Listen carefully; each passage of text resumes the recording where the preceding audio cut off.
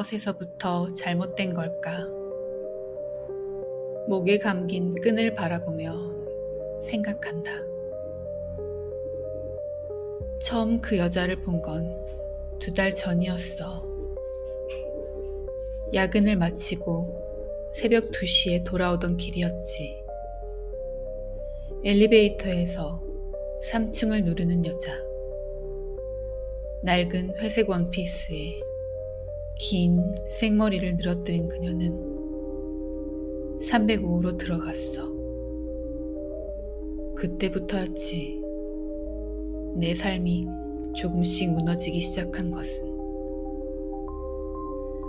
불가능해. 거기엔 아무도 살지 않는다고 했는데. 그날 이후로 잠을 이루지 못했어. 밤마다 3층에서 들리는 발소리와 웃음소리. 때로는 누군가 계단을 오르내리는 소리도 들렸지. 옥상에서도 끊임없이 누군가가 걷는 소리가 들려왔고, 어쩔 때는 옥상을 향해 있는 창문에서 우리 집을 내다보는 그림자들을 선명하게 볼 수 있었어. 그 그림자가 집 안으로 들어오려고 계속 유리창을 긁어대는 소리에 나는 잠들기는커녕 거실 소파에 웅크리고 앉아 TV 소리를 최대로 크게 틀어놓고 밤을 보내야 했지. 일주일째 되던 날, 회사 동료의 권유로 강남의 유명한 정신과를 찾았어. S정신건강의학과 김태우 원장은 차분한 목소리로 내 모든 이야기를 들었지. 언제부터 이런 증상이 있었나요? 한 달 전부터였던 것 같아요. 처음에는 단순한 소음이라고 생각했는데 점점 더 선명해졌어요. 특히 자정을 넘기고 새벽 1시가 지나면서부터는 정말 참을 수가. 진료실의 부드러운 조명 아래 김 원장은 내 이야기를 꼼꼼히 메모했어. 혹시 스트레스를 많이 받는 일이 있으셨나요? 원래 조금 예민하고 겁이 많은 편이신가요? 혼자 살기 시작하면서 느끼는 불안감일 수도 있습니다. 우선은 스트레스 받는 상황을 최소화하고 외부 자극에서 벗어나야 하는데, 이 증상이 심화되면 이제 집이라는 장소에서 이런 상황을 일으키는 장소가 확장될 가능성도 있어요. 회사에서도 늦은 시간이나 혼자 남아있는 상황이 될 경우에 동일하게 발생할 수 있죠. 선생님, 제가 미쳐가고 있는 걸까요? 분명히 옥상은 개방을 하지 않고 경비실에만 키를 두고 관리하고 있다고 했는데, 그리고 아래층이 비어있다고 들었었고, 제가 입주할 때 분명히 확인했거든요. 근데 전 확실히 3층에 어떤 존재가 들어가는 것을 똑똑히 봤어요. 그리고 매일 새벽만 되면 옥상에서 저를 위협하듯 침대방 바로 위에서 리듬까지 타면서 쿵쿵거리고, 그 소리도 점점 너무너무 커지고요. 그리고 외부와 연결된 유리창에서는 섬뜩한 그림자들이 제 집 안으로 들어오려고 계속해서 유리창을 긁어댄다고요. 정말 제정신으로는 버틸 수가 없어요. 선생님, 저 좀 살려주세요. 김 원장은 나직한 한숨을 쉬고 잠시 침묵했다가 부드럽게 말을 이었어. 환청이나 환각은 극심한 스트레스나 불안 상황에서 나타날 수 있어요. 지금 환자분께 필요한 건 충분한 휴식과 안정입니다. 한동안 회사를 쉴 수 있다면 업무에서 벗어나 그냥 편안한 마음으로 아무 근심 없이 몸과 마음을 쉬어야 해요. 제가 보기에는 극심한 스트레스 상황에서 온 우울감이 어떤 자극에 의해서 급속도로 심화된 것으로 보입니다. 그로 인해 당연히 잠을 자고 먹는 것에도 어려움이 생기고 그 악순환이 계속되는 거죠. 처방전을 작성하면서 그는 진지한 표정으로 당부했어. 제가 처방해드리는 약은 3가지입니다. 예민함과 불안을 조절하는 약과 수면을 돕는 약, 그리고 우울 증상을 완화하는 약입니다.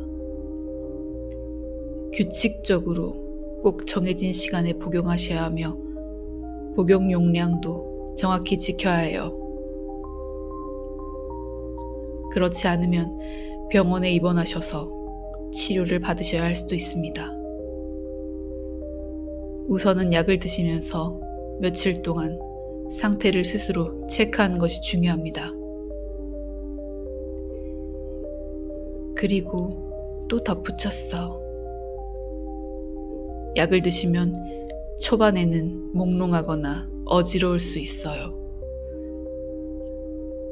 구토, 환각이나 환청이 더 심해질 수도 있죠.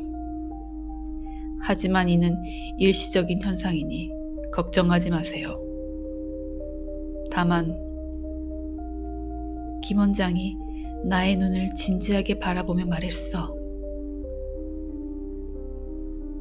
만일 증상이 더 심해지거나 신체의 이상 반응을 견디기 힘들 때면 그 즉시 연락을 주셔야 합니다. 그리고 5일간은 임의로 약의 용량을 조절하거나 시간을 변경해서 복용하시면 안 됩니다. 특히 수면제는 과다 복용하면 매우 위험할 수 있어요. 처방된 용량만 복용하세요. 마지막으로 그는 내게 작은 카드를 건넸어. 이건 제 응급 전화번호입니다. 24시간 연락이 가능하죠. 혹시라도 이상한 생각이 들거나 무언가 위험한 충동을 느끼시면 주저하지 말고 연락주세요. 특히 새벽에 증상이 심해지는 경우가 많으니까요. 새벽에도 주저 말고 연락주세요.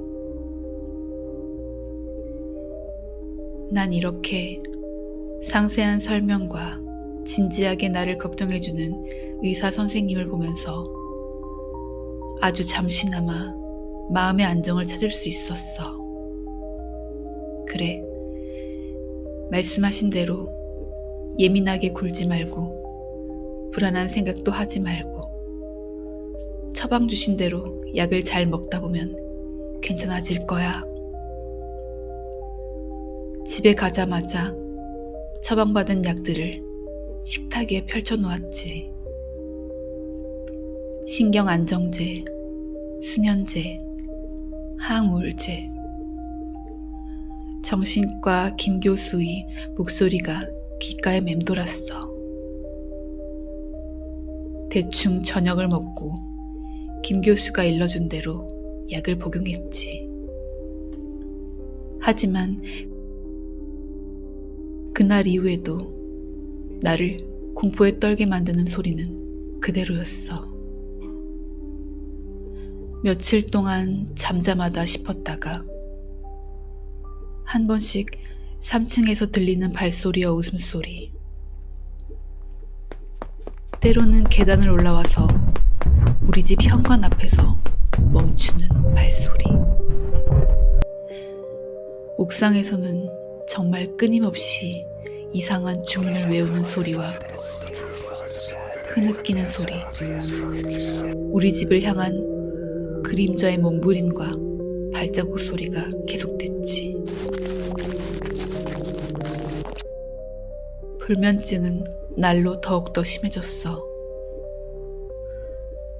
처방받은 약의 양이 더 늘어나면서 나는 정상적인 회사 생활을 할 수 없어 사직서를 내고 집에만 머물기 시작했어. 오늘도 겨우 병원에 들러서 늘어난 약들을 식탁에 늘어뜨리고 바로 약을 복용했어. 약을 먹자마자 정신이 몽롱해지면서 몸이 붕 뜨는 느낌이 들었어.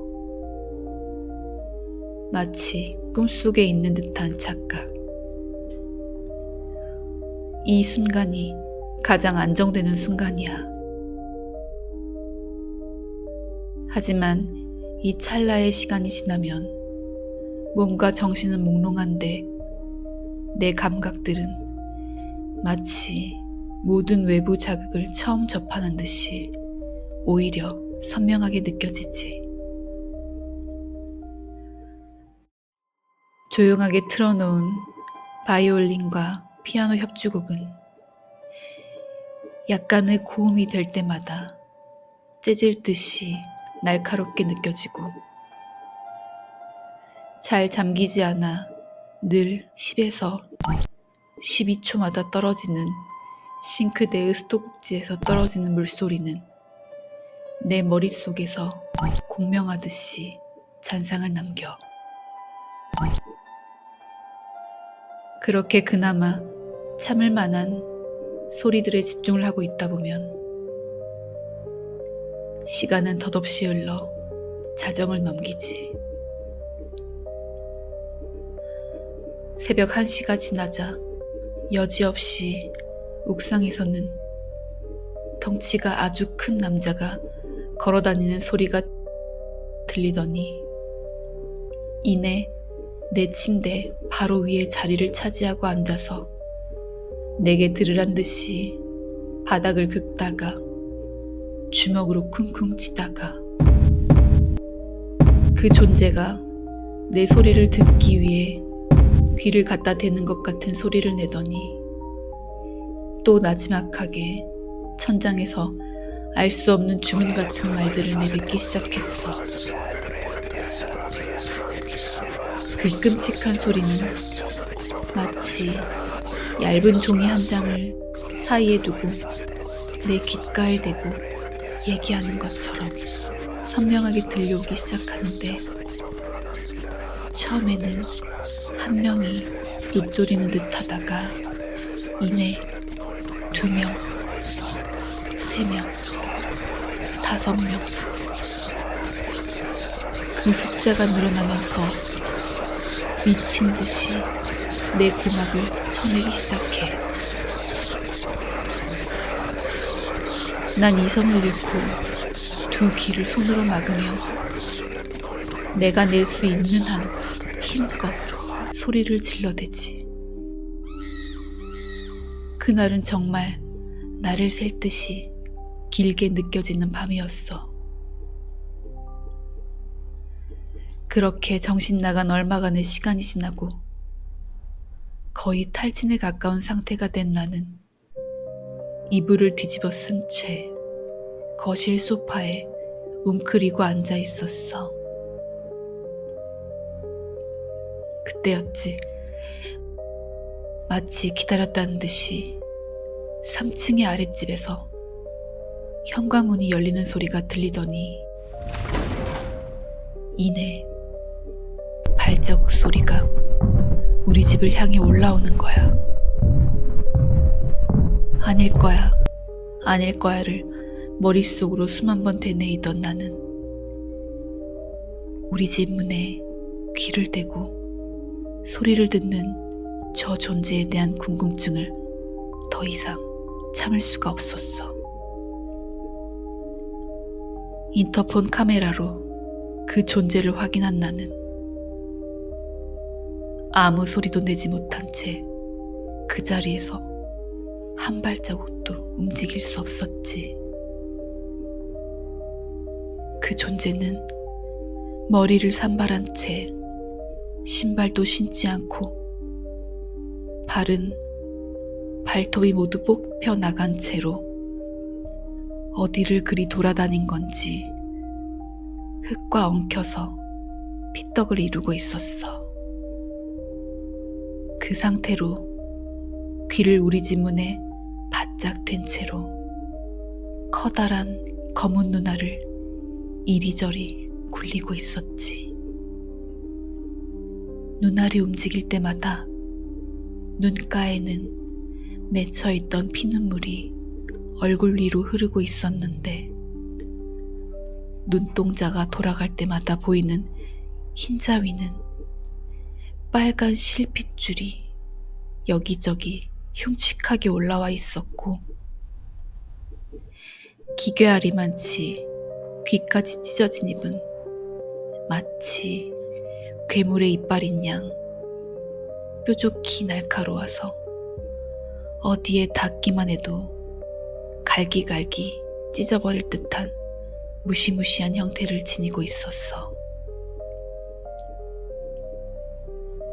그 모습을 본 나는 공포에 질려 소리도 지르지 못하고 그 자리에 털썩 주저앉았어.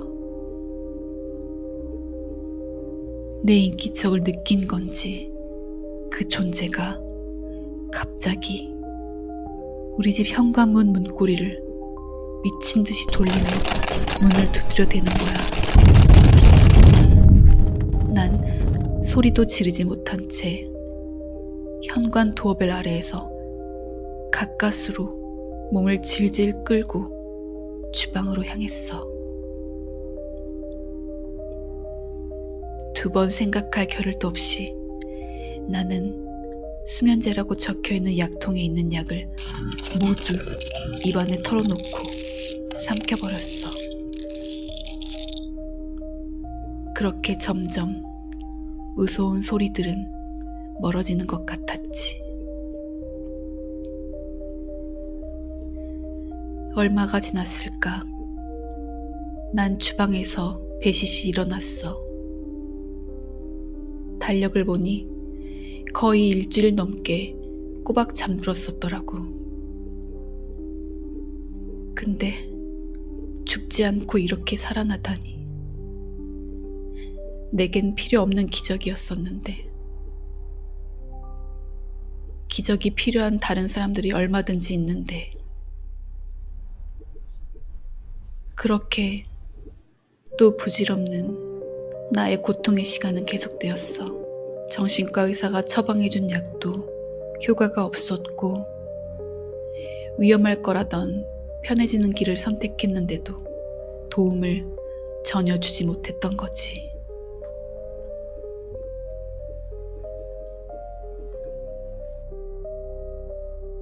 그간에 있었던 일들을 솔직하게 말할 용기도 없었던 나는 병원에도 가지 않고 그렇게 하루하루를 악몽처럼 버텨내고 있었어. 자정에 가까워지는 시간이니 이웃 사람들을 만날 일도 없겠지라는 생각을 하면서 그래도 살겠다고 간단한 먹을거리를 사러 편의점에 갔어. 그런데 막상 또 둘러보니 먹고 싶은 생각이 전혀 들지 않아 힘없이 집으로 돌아오고 있었지. 그런데 집으로 돌아오는 길에 나는 또 엘리베이터 앞에서 그 이상한 3층의 존재와 맞닥뜨렸어. 너무 무서워서 벌벌 떨면서도 절대 눈을 마주치지 않기 위해 애써 바닥만 보면서 엘리베이터에 올라탔지. 그 존재를 앞에 두고 엘리베이터의 구석에 서서 빨리 그것이 3층에서 내리기를 눈을 감고 기도했어. 내 앞에 서 있는 그것은 보지 않고 있지만 그 기괴한 눈알을 굴리면서 피를 뚝뚝 흘리며 나를 쳐다보고 있는 듯했어. 눈을 질끈 감고 손을 귀에 갖다 대고 아무것도 보지 않으려고 아무것도 듣지 않으려고 애를 쓰는 사이에 3층에서 그 존재가 내리고 4층을 알리는 소리가 들리자마자 나는 튀어나가듯이 집으로 들어갔지. 두려움에 발발발 떨고 있는데 또 조심스럽게 3층의 현관문이 열리는 소리가 들리는 거야. 이내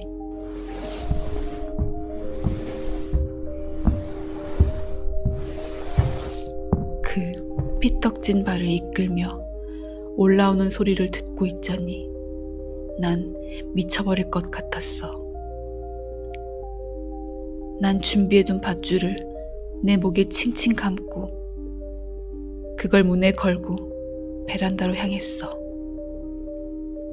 그런데 이번에는 한 명의 발소리가 아니었어.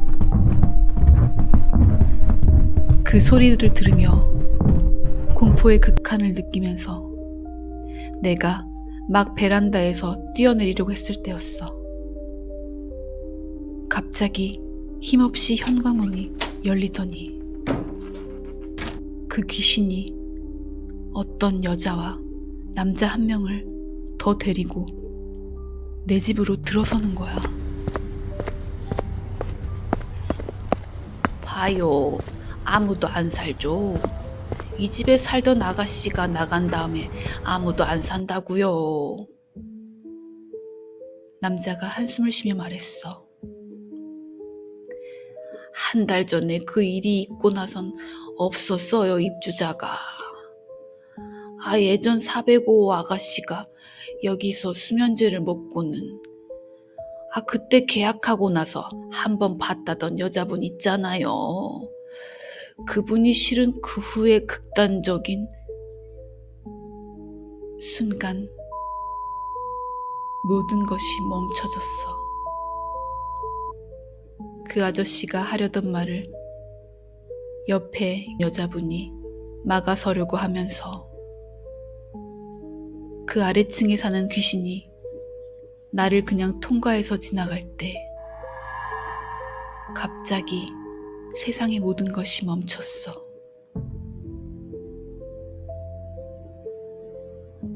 그리고 이제야 기억이 나는 거야. 그날 밤의 수면제들, 그리고 더는 깨어나지 못했던 아침. 내가 본 환각은 305호의 새 입주자였던 거야. 언제부터 잘못된 것일까? 그 약을 먹기 전부터 나는 정신적인 문제가 심각했던 듯해. 주위의 사물이나 현상을 내 마음대로 상상하고 생각하는 대로, 상상한 대로 진짜인 양 보기 시작했던 거야. 되려 내가 그동안 305호의 아가씨를 괴롭히고 있었던 것이지.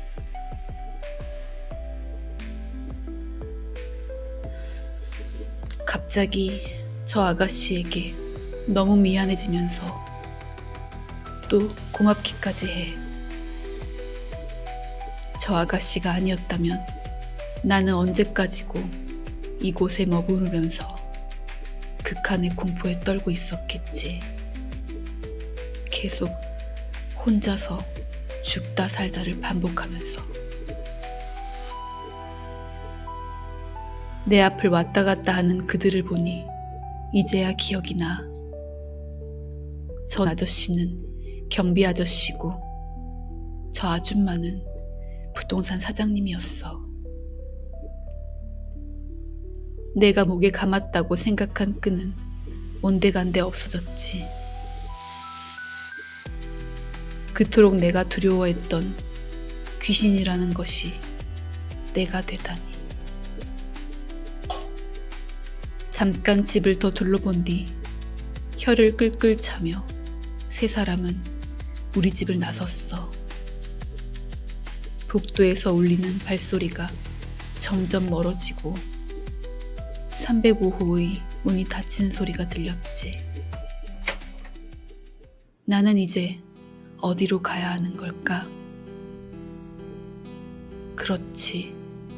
생각해보니 나를 정말로 공포에 떨게 했던 대상은 옥상에 있지 않았니? 이제 옥상에 한번 올라가 봐야겠어. 도대체 걔네들이 누구인지.